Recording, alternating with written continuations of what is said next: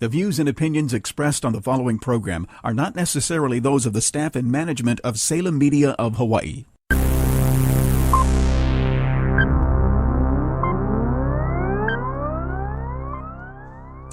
Aloha and welcome to Be Fit for Health. This is Bianca, your host. We'll be having another great show for you today. We actually have with us later, we're Scott Osgood. He is a veterinarian, well respected. It's a special type of a veterinarian service. He is a mobile. He actually drives around and takes care of your pet's needs. So he'll be in a little bit later today. And we also have Jeramie Arend, who is from the Honolulu Club. He is the membership manager there, and we'll be asking him some questions about the club and, you know, any predictions on, you know, what the status is going to be and when we're going to open up and that kind of good stuff. So we'll get some information from him on that. But before we get to all of that, I wanted to do my segment with you guys on some education and some thoughts on vitamin C. So, you know, last time I talked about zinc and, you know, the benefits of zinc and all that it's used for and how we can be deficient from it or how we can actually get zinc from our natural food source.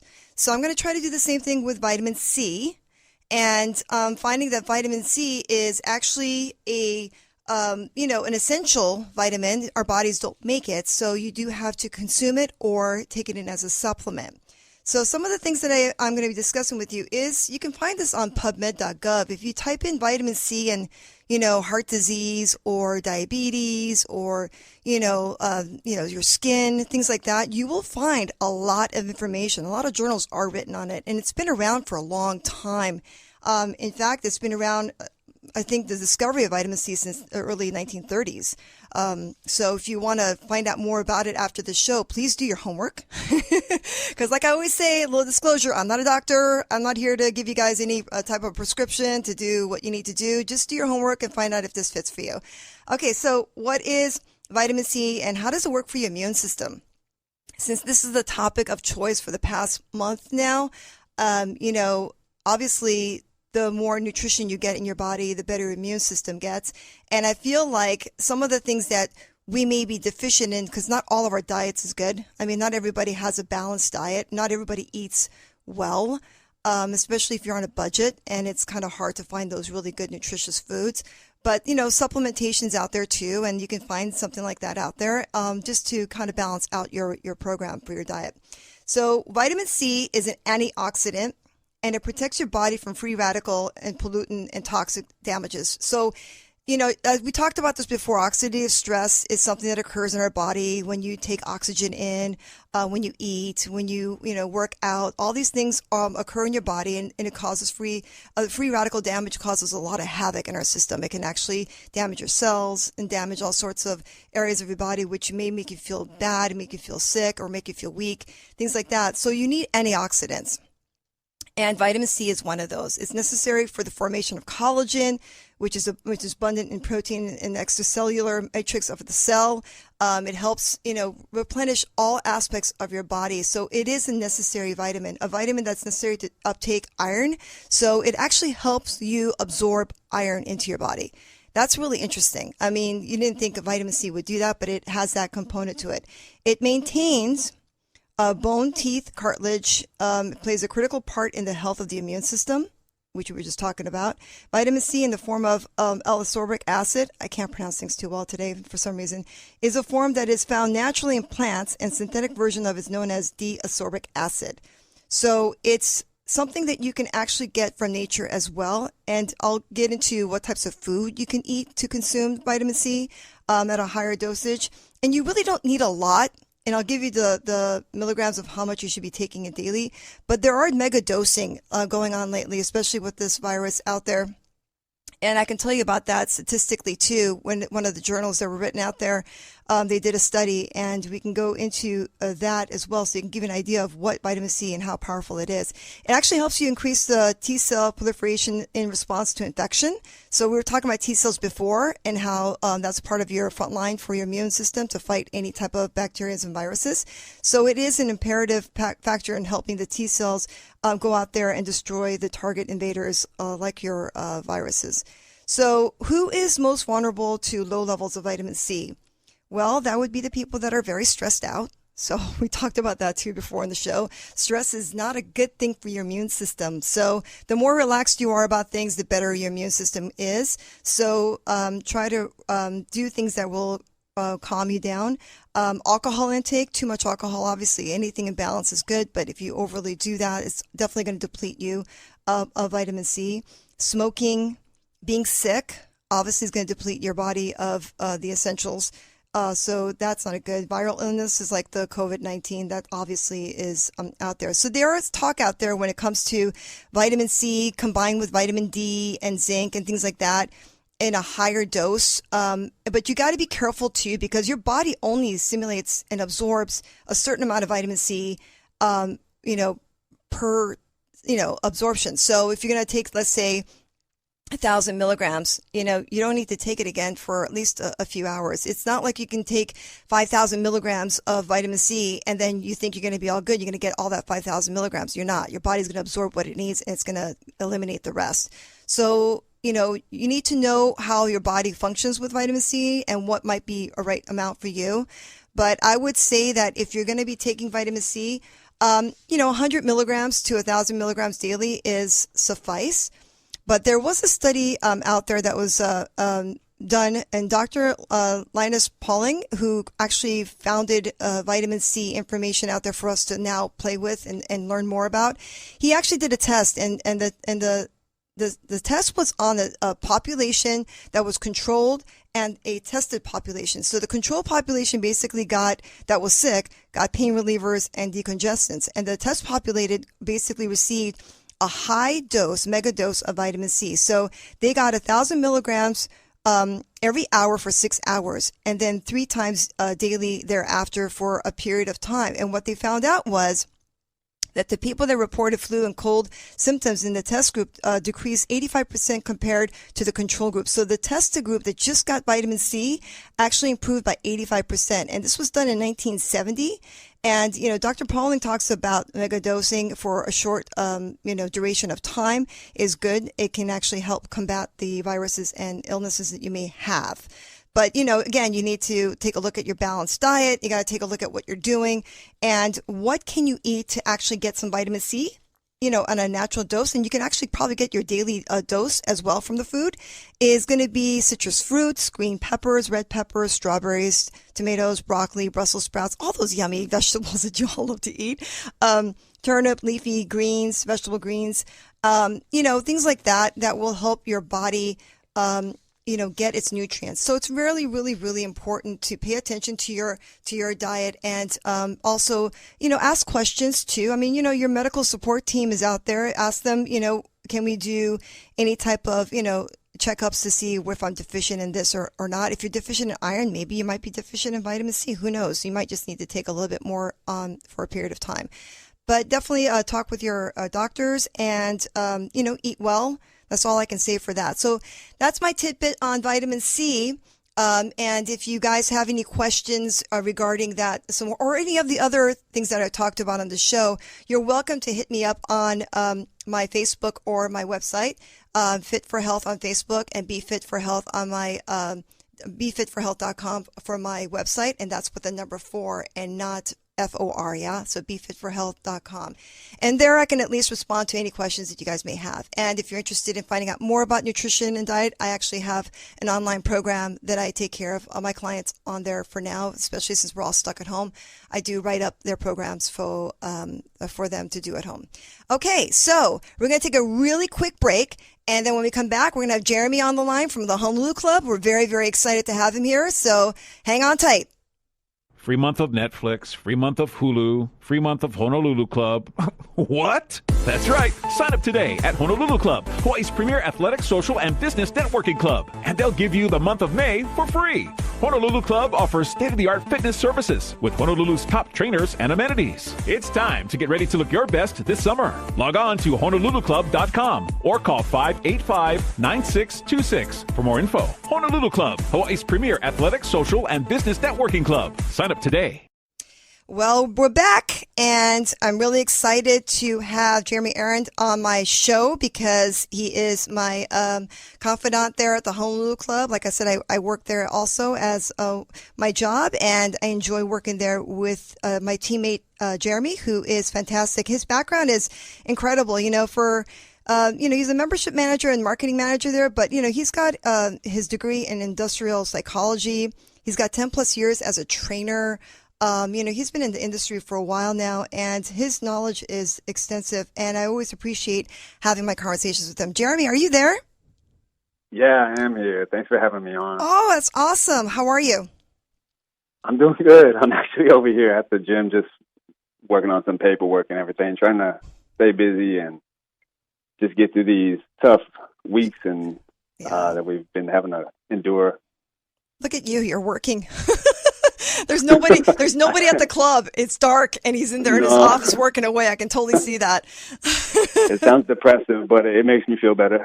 Hey, at least you got the gym all to yourself. That's amazing. So, how are things going as far as I know we're closed, and I know we have a promo going on right now for the month of May, and I know we have our fingers crossed to be opening up sometime in May. How does that look? Do you have any extra information?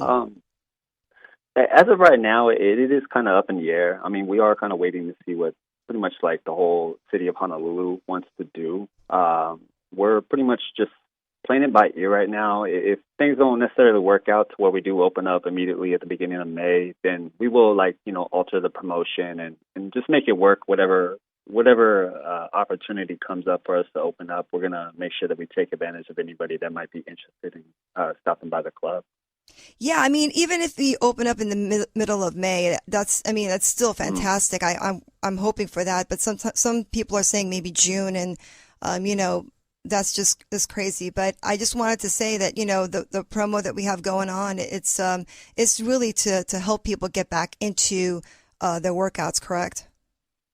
Yeah, exactly. I mean, I think these times that everyone's kind of going through, if they are kind of laid off where they are at home, they are thinking a lot more about their fitness because, in a way, we don't have a whole lot more to do. I think none of us are really prepared to be off of work for more than like a week. We kind of run out of things to do to where you find yourself doing research online, looking into different things. And as much as we all wish we could go to the gym on a daily basis, it's just not possible. So you really start to look at, what you can do once the timing is right. And for a lot of people that are kind of in the market for looking for a gym, or maybe you're already at a gym and you want to look into something else, that's where we hope that people give us the opportunity to experience what the Honolulu Club has to offer, which is more than we could probably even fit into this program as far as opportunities and different avenues of fitness that they could partake in.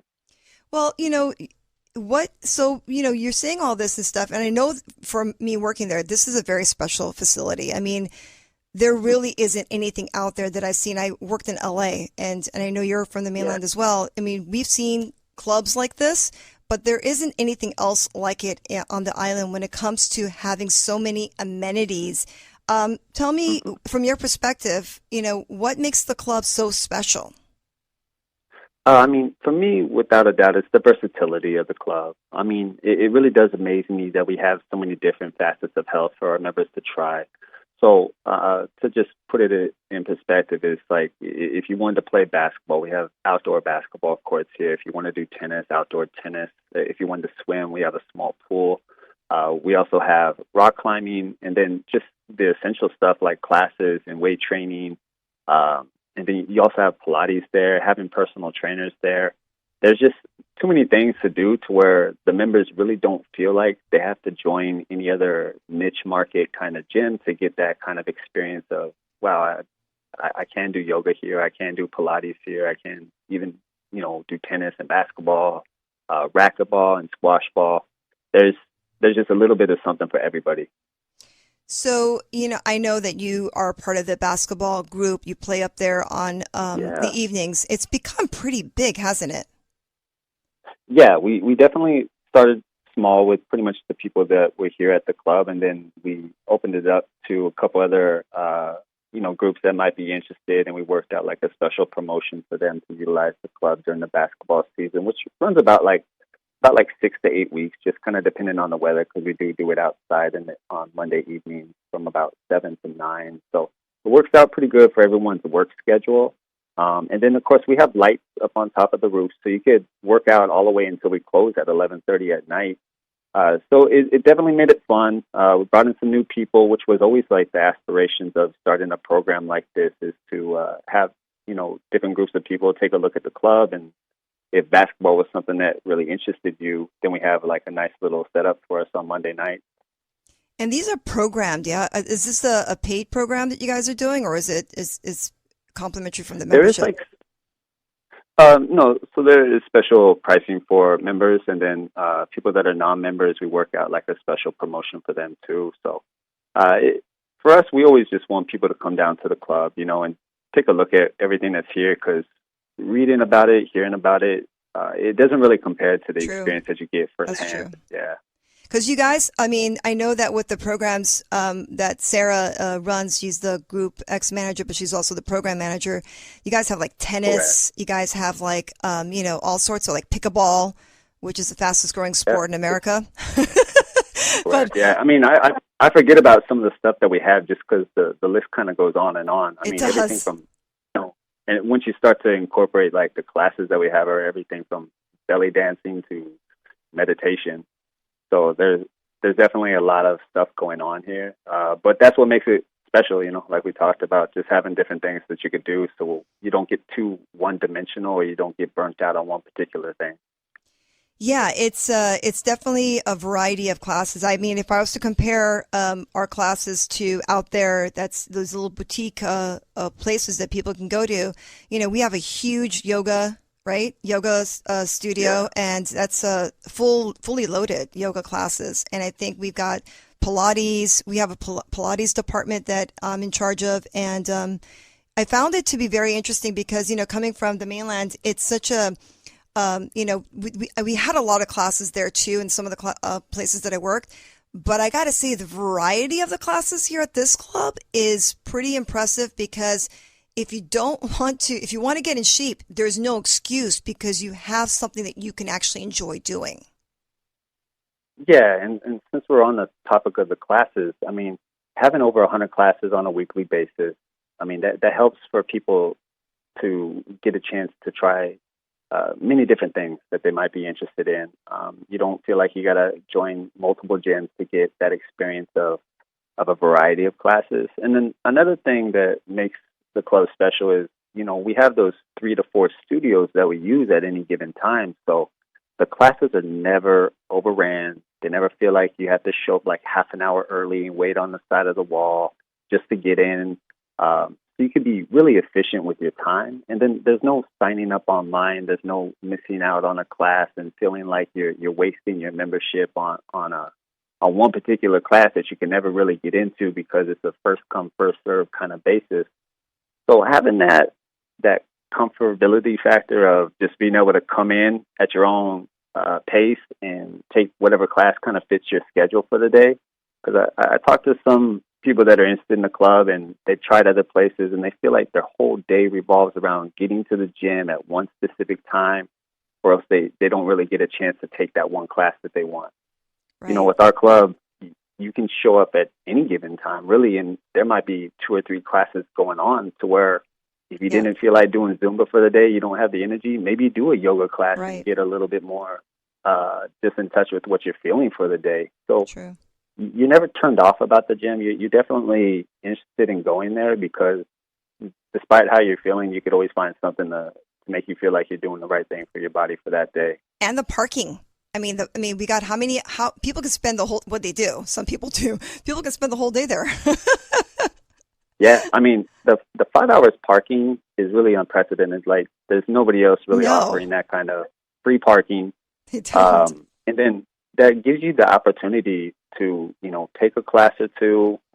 Obviously, we got an amazing locker room amenity set up where, taking a shower here at the club is almost second to none, really, because everything that you have there for the showers, the free towel service, You have like the sauna, the steam room, the hot tub, You have the cold TVs. plunge, all in the locker room. You can sit down and watch TV Yeah. for a while.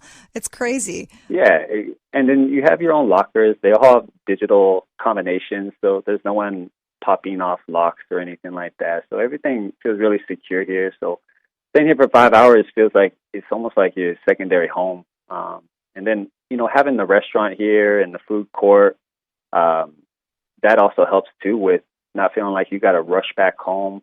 For the people that have to come in the mornings, like they're morning commuters from outside of the Honolulu city, this place is a godsend because you come in early in the morning like you do to most gyms. You work out hard, and then you could shower up here. You could get some breakfast here, and then you could, Right. come on into work. If you're the type of person where you're trying to beat the traffic getting back out of town in the evening time, then coming back over here before you take off out And of have town. dinner because we have a restaurant too, don't we? It's fully loaded Yeah, restaurant. Live Full bar. entertainment Monday Yep. through Friday. Yeah, I mean, there's parts of the club that don't feel like you're at a gym at all. No. And that's the kind of the beauty of it is there's that organic feeling of community here. That there's no gym out here. Most gyms are hurry up and leave kind of mentality. Get in and get out. That's a classic, right? Classic case of a fitness place. It's a gym. And yeah, and there's nothing wrong with that because No. people want to be efficient, and you could be ultra efficient here at the club. There's no waiting on equipment. I mean, the availability to equipment here is amazing. Like I meet people all the time, and I ask them, in a perfect world, like, when would you want to go to the gym? And they're like, well, right after work or maybe an hour before work. And I ask them, well, do you get to do that? And they go, no, I don't, because when I get off at 5 or 6, I don't even want to come close to going to the gym that I'm at now because there's so many people. Too many there. people. And I tell them, what? the quality of the people Yeah. are different too, right? I mean, the type of people that come into our club are more into business and they're more into networking and socializing because this is the type of caliber of individuals that come into our club are, business minded because we're right in town, right? So. Yeah, and I would still say, the gym definitely is for anybody and everybody. We got, as we have, 18-year-old students here that come in here and because they have 5 hours, they spend a couple hours studying in the lounge and then they go take their favorite class or work out hard, Right. get some dinner or lunch.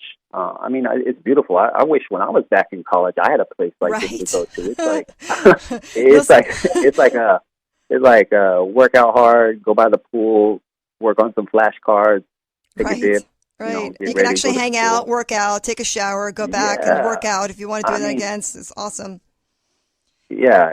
So having a place like this where you just really feel comfortable and part of like the family atmosphere, no one feels like they're trying to rush you out of the door. There's no intimidation factor. It's really kind of like what fitness was always meant to be. That feeling of you're bettering yourself is something that you want to do as opposed to something you feel like you have to do.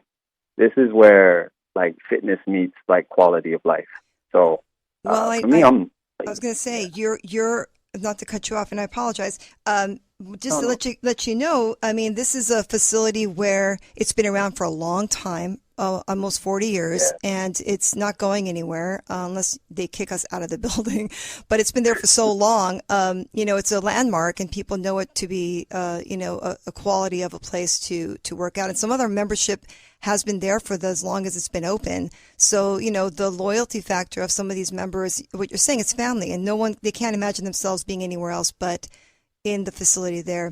Jeramie, I was going to say, if you have is there a way for people to contact you? Because, we're going to be taking a quick break here. Is there a way they can contact you? And if they have any more particular questions, they can find out what to, where they can go and who to talk to? Yeah, to make it real simple, everybody could always visit the website, which is the honoluluclub.com. There's a link in there where it says to try out the club for free. Those emails essentially go right to me, and then I could always reach back out to anybody that might be interested. And then, of course, from a social media standpoint, you can follow us on Facebook at Honolulu Club, also on Instagram at Honolulu Club. So there's ways that you can get in touch with the club. Me specifically, just going to the website and filling out the the try the club for free link, that will pretty much get you in touch with me. Okay, and we're located at 932 Ward Avenue on the 7th floor. So when the club opens up, ladies and Right gentlemen, across from the Blaisdell. exactly, right across from the Blaisdell, and just come on by and take a look and see if you like it and see if what we're saying is the truth, because we're excited to be there, but we'd love to have you guys come on by. And also the promo is still good for May, and it's what was the promo again, Jerry? Can you listen? Yeah, that we are offering like the 1 month free trial pass, and then anybody else that refers someone to the club, if they ended up joining as well, then we would give that person 1 free month. Okay. So it's a really good promotion. We don't really offer anything like that. Typically, we do like a 1 week trial pass, but right now we want to help people get back into fitness, provided the club gets to open up, and we hope it does at the beginning of May. But either way, reaching out to us via the website and just inquiring and saying that that you heard about us on the radio, that will help me identify where the resources are coming from, and I'll be able to. Exactly. And you guys can go to my website, and there's an icon there that's the Honolulu Club, and just click that, and it'll take you directly to their website too. So just in case. Okay, Jeramie, thank you I miss you. I hope we get to go back to work soon, but hope you're well, and thank you so much for coming on to the show. Appreciate your knowledge and the insight that you gave us today. Yeah, my pleasure. I appreciate you guys too. Everyone stay safe. Yes, you too. All right, guys, we're going to take a quick break, and we will be right back. Have you heard of microcurrent therapy? If you suffer from chronic pain, arthritis, sports injuries, ligament injuries, or migraines, the electroequiscope can help. This non-invasive treatment system is drug-free and shows no negative side effects. If you are seeking pain relief and want to boost your immune system, schedule a demonstration or consultation by calling Kelly, your microcurrent electrotoxologist, at 485-9697 or follow on Instagram at Kelly's Time. Make your appointment today. And we're back.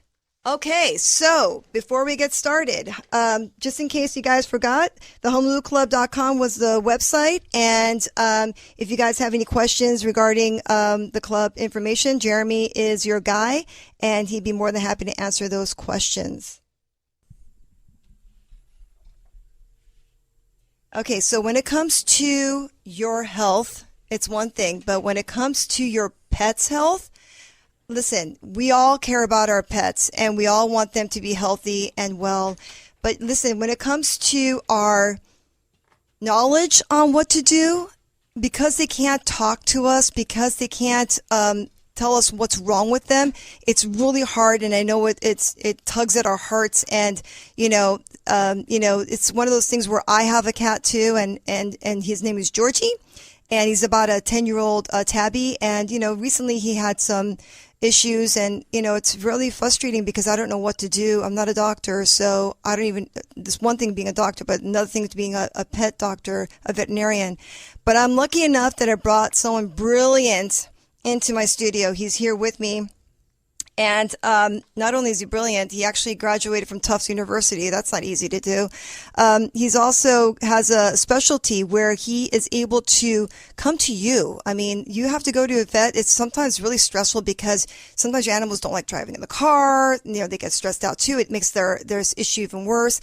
He actually comes over to you and takes care of you in person, and that kind of service is very rare here. I don't know of too many mobile vets on the island, and he is well respected, and everyone who has gone to him has nothing but good things to say about him.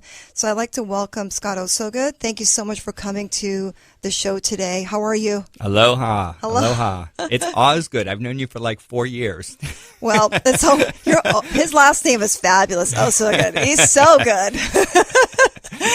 So, I know that we talk mostly about human health here on the show, but I kind of wanted you to come on board because I know a lot of us also are concerned about our pets, especially with this COVID-19 thing, and people have these questions about animals and will they get infected, and animals transmit to humans, humans transmit to animals, that kind of stuff. That's one thing. But then when you have the everyday, issues of pets, that's where I wanted to talk to you about, because, there are so many things that we don't know. Absolutely. Yeah. They're they're very different from us. So the everyday things are probably much more concerning than COVID these days with pets. As far as nutrition and health and all, they're not little humans and they're not little fur babies, and dogs are not cats and cats are not dogs. So they all have their unique circumstances as far as nutrition and health goes. So anytime I can get to clarify that for fur owners so that they know what's going on, then it's a pleasure. Well, I know that with, he gets panic attack calls from me or text messages from me whenever something happens. And half the time he's trying to calm me down. It's not as dramatic as I probably make it out to be, but, your pets are like your kids. And so you get scared. So, I wanted to talk to you briefly about the differences, when it comes to pets and humans. So, obviously we want to talk about their weight, their health, their food, and all that good stuff. So tell me, basically with a dog and a cat, if they're overweight, what are some of the health issues? Is it similar to the humans? Sure. Yeah. No, obesity in pets is just as rampant as it is in people, unfortunately. And they do suffer from some of the same concerns when they are obese. They have an increased risk of diabetes, heart disease, kidney disease, arthritis. All those factors are really true for most animals if they're obese. How we deal with them and how we try to fix those can be different per species, but the reality is when you have all that fat in your body and it's strangulating veins and organs and that, it can only cause illness eventually. So we see that a lot. It's probably my number one problem. A lot of my diseases are related to obesity in the pets. Is it because we just don't know what to feed them?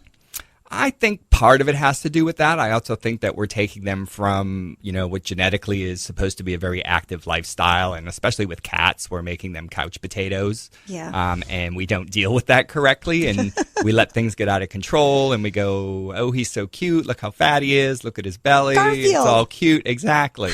Exactly. And I look at them and all I see is a list of problems. And people don't see them because they don't happen right away. It's a wear and tear, just like it is on people. You don't see that now, but 5 years down the line when your cat's a diabetic or it can't walk because it has spinal disease because it's so fat, then it becomes an issue. So we work a lot on trying to get people to understand things earlier than later, sometimes with success and sometimes with a blind eye. Yeah, well, I tried, as a personal with my cat, to feed him as best as I could, not knowing that there are different stages in life, just like as in humans, that our bodies can metabolize certain things well and certain things you can't after a certain age. And, he was fine with dry food for a while, and I fed him what I thought was nutritionally good enough. And I think it's fine, but now that he's 10, you guys are telling me what food's better for his digestion, certain types of foods, especially my cat being... I'm a trainer, but my cat's fat. Requirements change. So if you think of animals as starting to hit 10, it doesn't seem that long. But when you think of 10, you think of our nutrition requirements at, say, 50 versus when we were 20. Right. So when we extrapolate the age out, it only makes sense that their nutritional requirements are going to change. Right. And what we don't want them to do is to be 10 years old or the 50-year-old human and be overweight. So we want to start things early, but... foods change and dieting changes. And like I said earlier, dogs are not cats. So how you diet them is very different and what we can do for them. And people, I think for the most part, we'll try a little bit, but there's that whole adage of the finicky cat. So we have a hard time, getting cats to do things. So hard. Yeah, you can't take your cat out and run like you can your dog. Well, you can once, but you'll probably lose the cat. Yeah. But so we have to do alternate methods of dealing with them. So, when it comes to dieting, dogs are omnivores like people. So we can diet them pretty successfully if we're smart enough and we hold out the food long enough to just make them lose weight, sort of like we would us. A lot of times what we'll do is we'll not necessarily change their food right away, but we'll pull a third of their food away and we'll feed them frozen green beans from the freezer just to give them that sense of being full and vitamins. And trick them into dieting and take them for walks. Exactly. And so dogs on the spectrum of things are probably a lot easier to get to lose weight as long as you commit to it. Right. Cats, on the other hand, are very tricky. Cats are metabolically carnivores. So you cannot treat a cat like it's a dog. You cannot treat it like it's a human. So You can't get out there and jog. You can't increase their metabolic rate through exercise usually. You'll see things online about, playing with your cat 10 minutes a day with a light and all that kind of stuff. And that's all great and dandy. But what happens when your cat is tired of chasing the light? He stops. It just lies down. Exactly. Yeah. So you can't get to the heart rate that you really want to get to start burning fat. He's entertained until he's not because he's a cat. Exactly. So what we have to do is trick their body metabolism. So the traditional way that a lot of people know of are feeding them these higher fiber, less calorie diets that you get over the counter. And, we've been doing it for 40, 50 years with cats. But cats are carnivores. So what we know now is that most cats have a problem responding to fiber diets. Genetically, they just don't burn fat because you're feeding them fiber, and fiber is a form of carbohydrate. Even if it's insoluble, it still has changes in the body. And cats, I'd say 3/4 of them probably don't lose weight. And also, I do think that partly the owners don't really want to restrict them as much as they really need to be restricted. Right. When you tell somebody that you need to feed your cat 1/8 of a cup twice a day, they look at you like you're crazy and think that you're trying to starve your cat to death.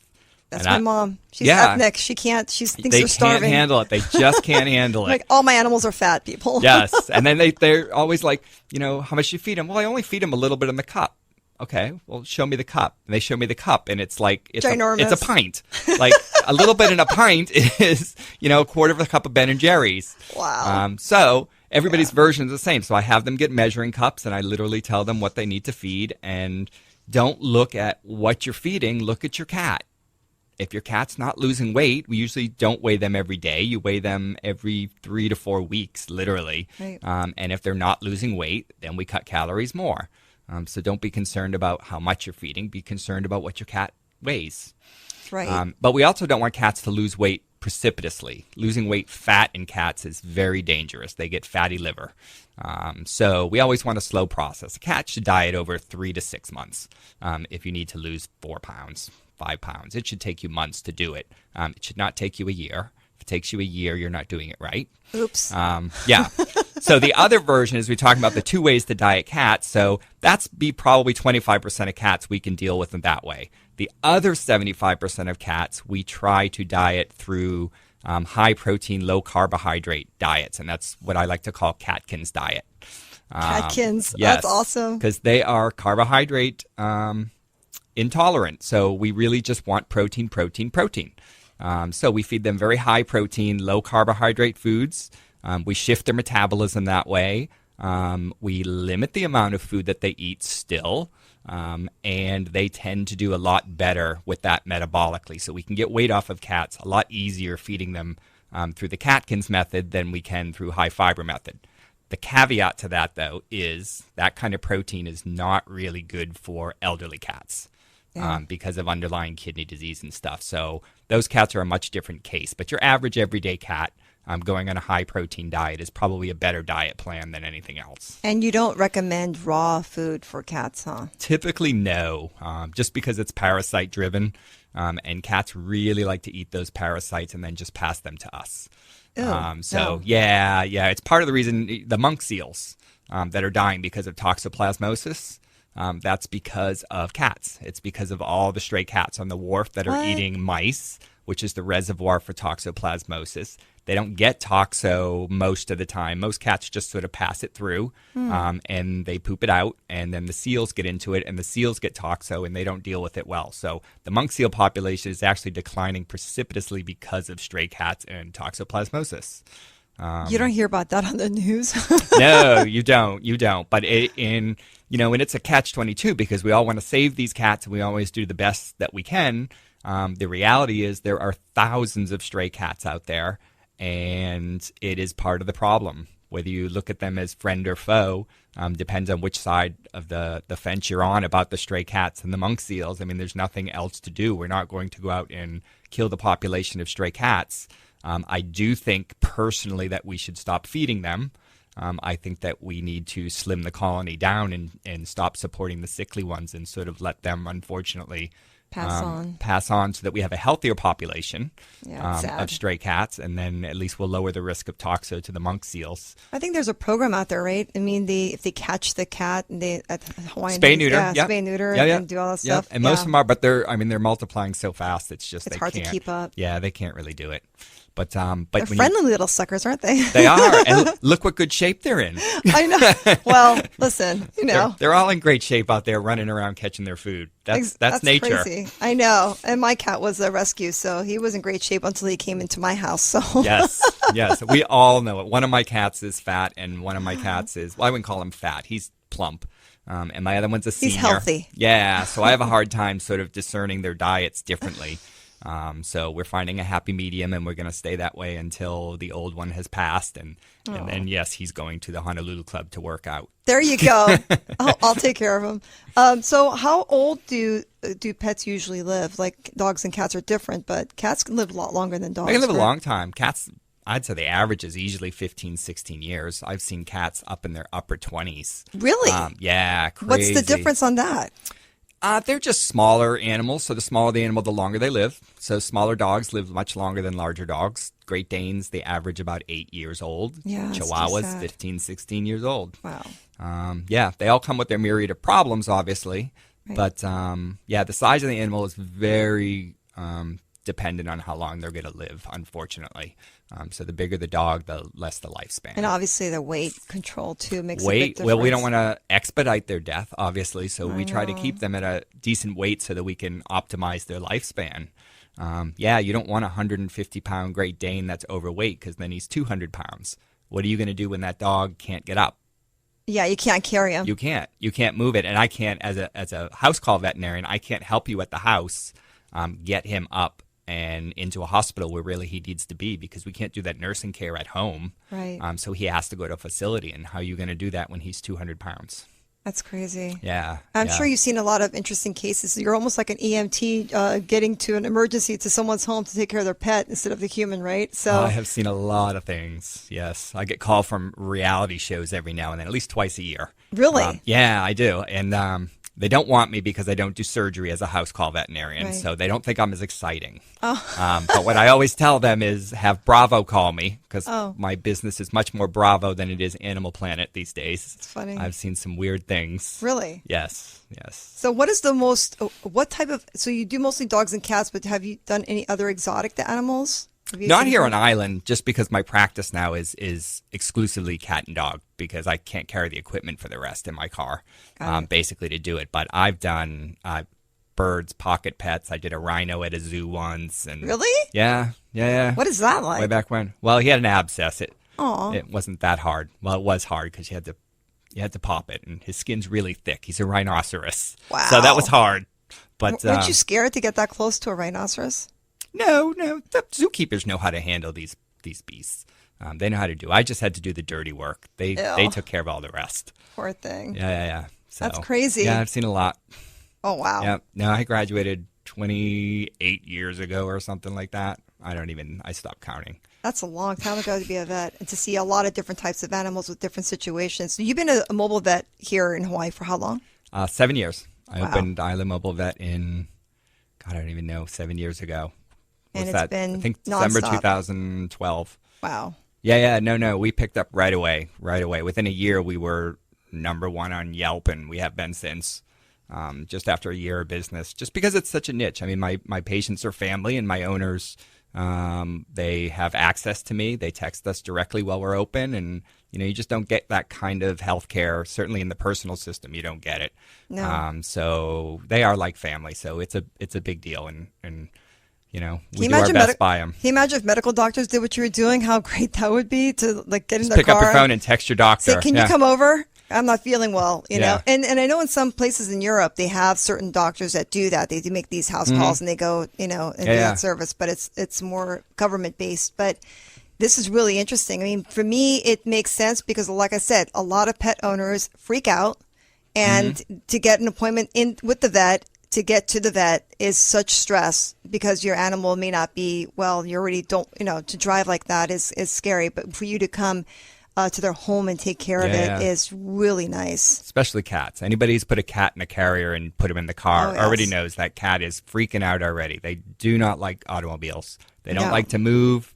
Dogs, they love it until they find out they're going to the vet. Then they don't like it. But cats they don't like to move. They're not in control of their movement when they're in a carrier and they're put in a car, and they just freak out. Yeah, mine gets really small and tries to close his eyes and hope that we're there sooner than later. Yeah. Poor thing. Yeah. So tell me a little bit about, also I had a question about the toxins you were talking about. What are some of the toxic aspects of it? Like what should we avoid giving our pets that stay clear from?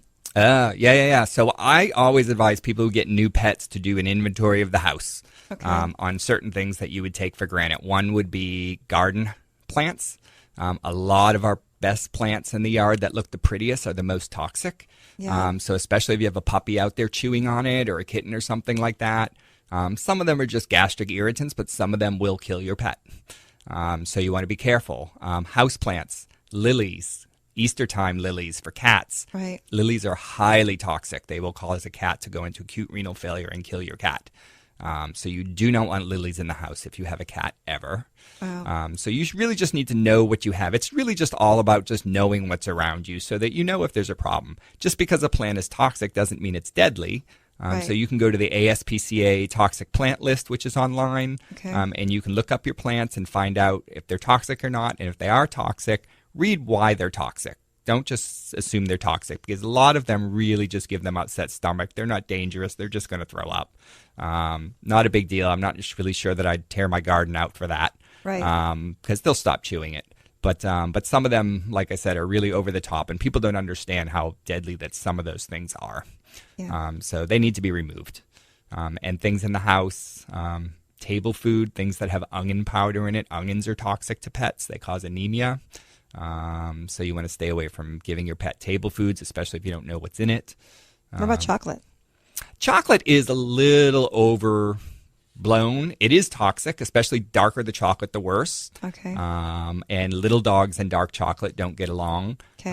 The reality is if it's milk chocolate and it's a big enough dog, we worry more about the fat content causing... For us humans too. Exactly. And pancreatitis and all that kind of stuff that can come from that. So if there's ever a question, you should always call your vet, or you can go online and there's a lot of dose calculators online that'll actually tell you tell the weight of their pet and what kind of chocolate was, and it'll tell you if you need to do anything or not.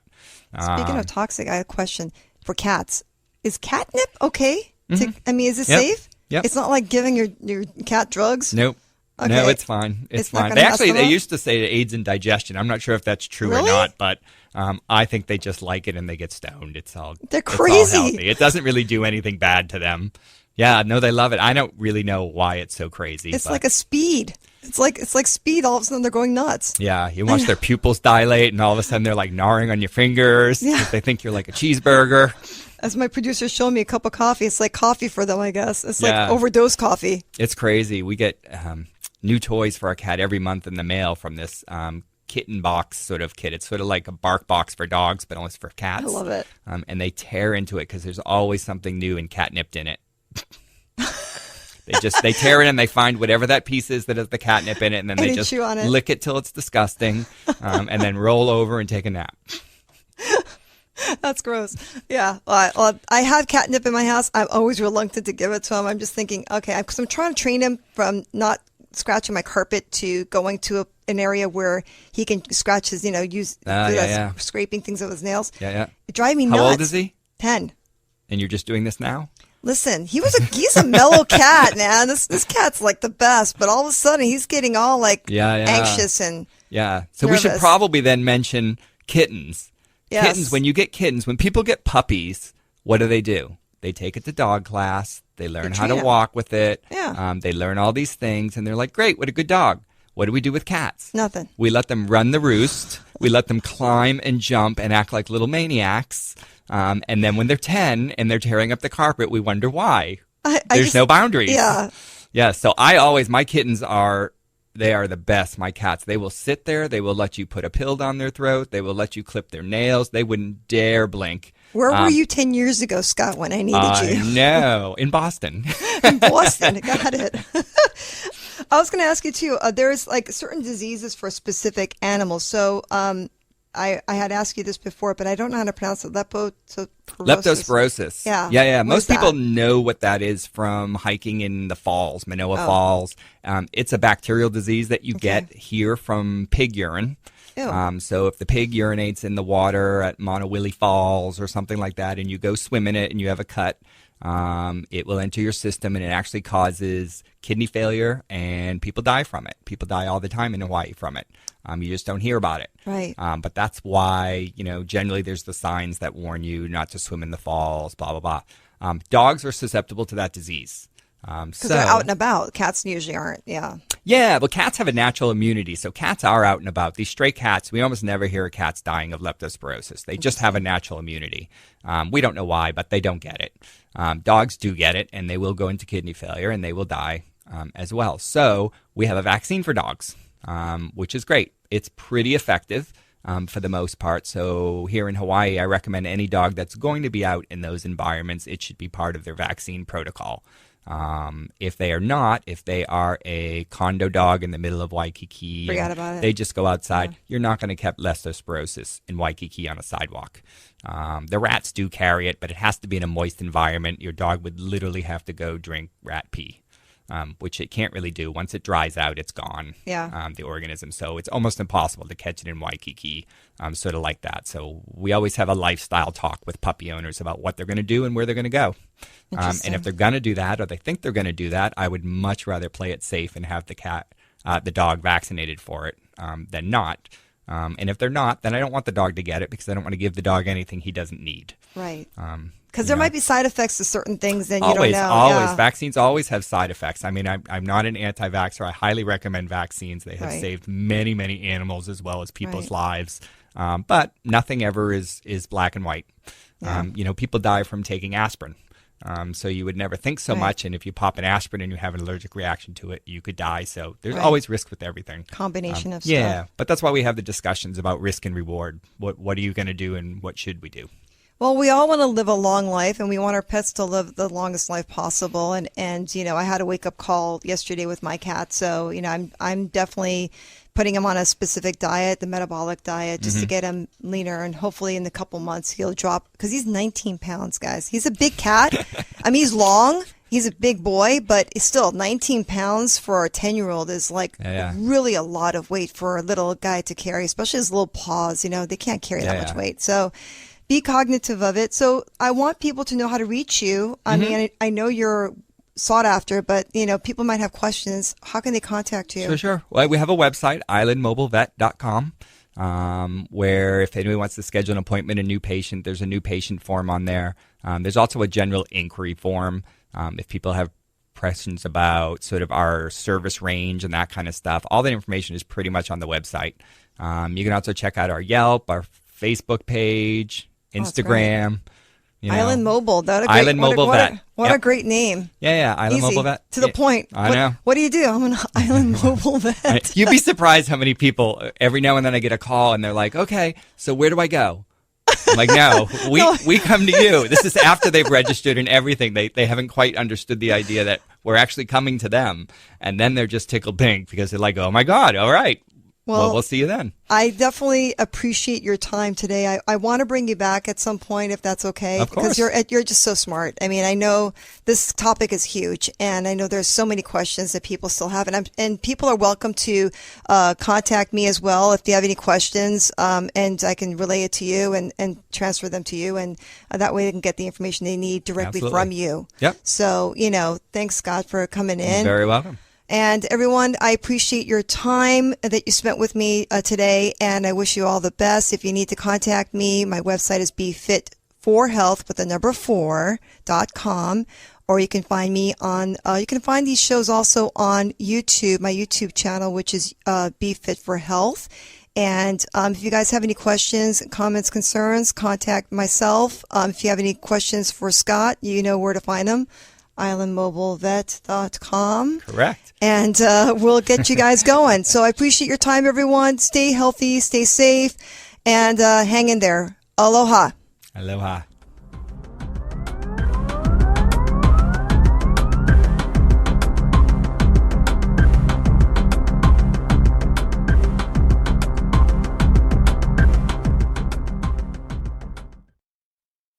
Attention SSI recipients.